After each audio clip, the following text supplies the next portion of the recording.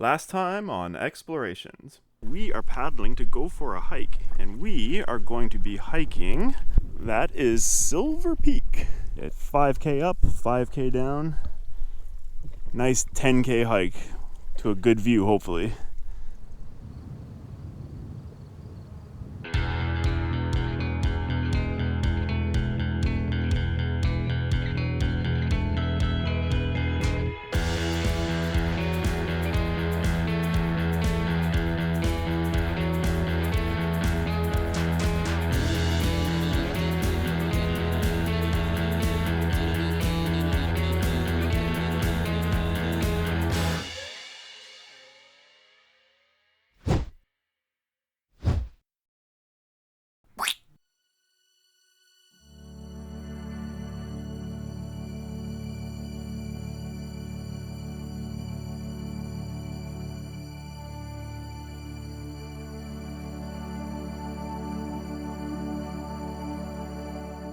Good morning, it's day 7. Check out the sunrise. Not too shabby.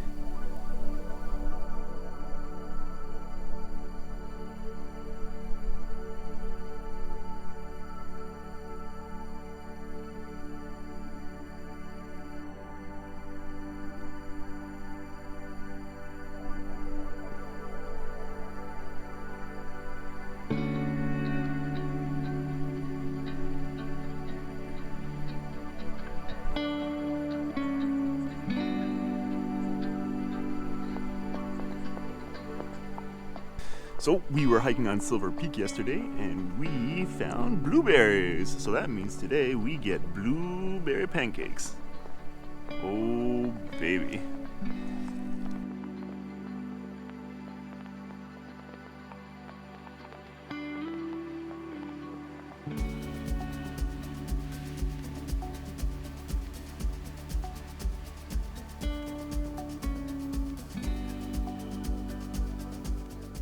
So we have been chatting and discussing and pondering, and we have come to a decision, and that decision is we are going to come out of the backcountry tomorrow on day 8 instead of day 9 as we had originally planned. And the reason for that is Sunday, day 9, is calling for like torrential downpours for the entire day. And we don't really want to have to break camp, paddle out, portage. There's 2 pretty decent sized portages on our way out in torrential downpour. The other reason is, although we are finished here at Killarney in the backcountry, we still have a week-long car camping trip in Killarney Provincial Park where we're going to directly after this. So not only would we be coming out of the backcountry, we would also be setting up in the rain at Grundy. So, doesn't sound like a great time. We'd much rather enjoy our paddle out, take it a little easier, make it a little more enjoyable. So yeah, that's the plan. We will be paddling out tomorrow, hopefully in good weather. Alright, let's take a look at tomorrow's route. So we are camped here at 99 on David Lake. Tomorrow to come out, we are going to paddle this section of David Lake out towards here, where is our first 210 meter portage. Then there's a little paddling section through here to a 710 meter portage. That portage brings us out onto Bell Lake, which is the lake we started on, and that will take us back to the takeout. So it's a pretty decent paddle tomorrow, probably looking at like 6 or 7K. Not to mention the portages, which if we're doing 3 times, the distance is going to add up pretty quickly. So not something we really want to do in the rain. Plus there's these sites that would be kind of fun to check out. There's a logging trail that remain, logging camp ruins. Something I'd like to check out and not be wet while we're doing it. So yeah, right decision to come out tomorrow when it's nice. We are on our way to get firewood and to climb a hill. Not quite a majestic hill as Silver Peak was yesterday, but a hill nonetheless. Maybe there'll be a view. We will see.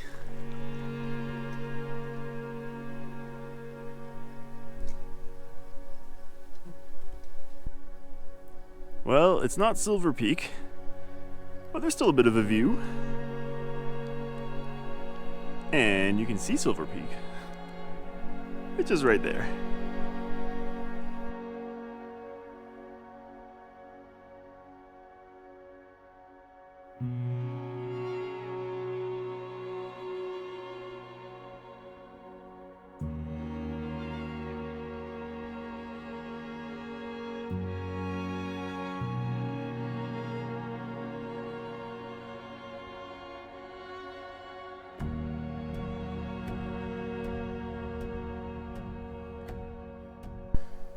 Tomorrow is another day.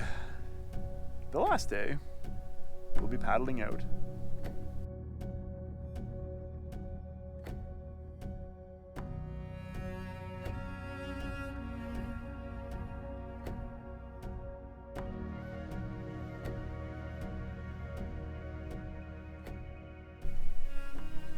Day 8.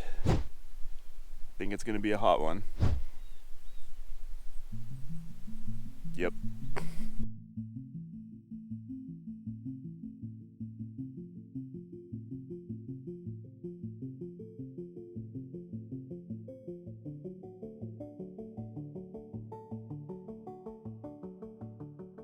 So this is the first portage of the day. Only 210 meters. But supposedly there is the ruins of an old logging camp in this clearing here. I haven't seen a whole lot of anything yet.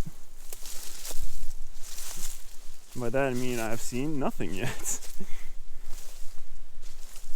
This might be too overgrown. See any artifacts? Not too bad. Would have been kind of cool.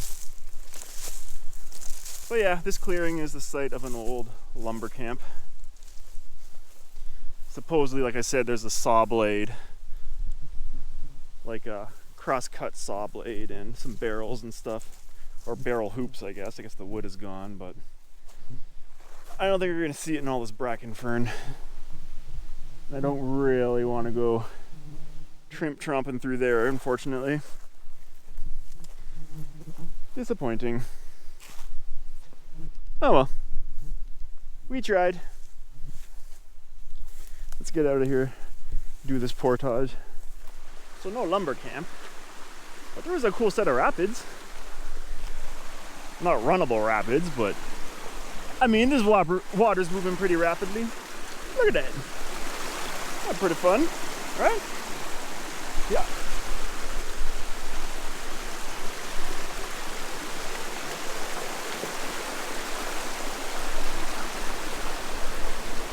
See, not all is lost. Yeah, this is pretty cool. Pretty cool.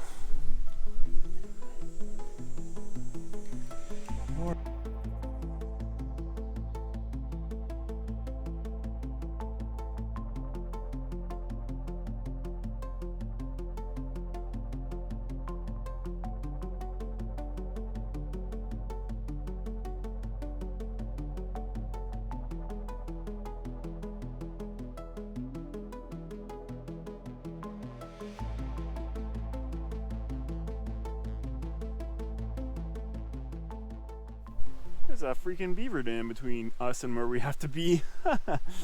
Yeah. Let's go see.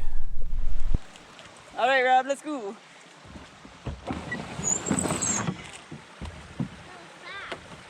Yeah, well, it's a canoe going over the beaver dam.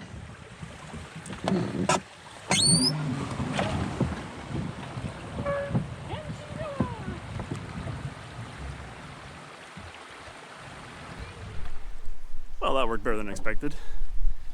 Luckily, it wasn't too big of a beaver dam. But it's also not on the map, so warning if you're coming this way, there's a beaver dam. Portage number 2. 700 meters. Going to be a doozy. Alright, this is our last trip on the big portage. And with that, I think we are going to call it an end to this epic adventure. We've only got a 2 kilometer or so paddle on Bell Lake, and then we're at the takeout. So I thought we'd take some time, maybe reflect on our trip. What did we like? The lakes were really nice. Bell Lake, Balsam Lake, David Lake. David Lake was definitely the nicest, but at that point you're in the La Cloche. One day I'll learn how to say that. At that point you're in the La Cloche range, so you have Silver Peak in the background. It's really pretty. Lots of nice islands, and it's a bigger lake, so pretty nice.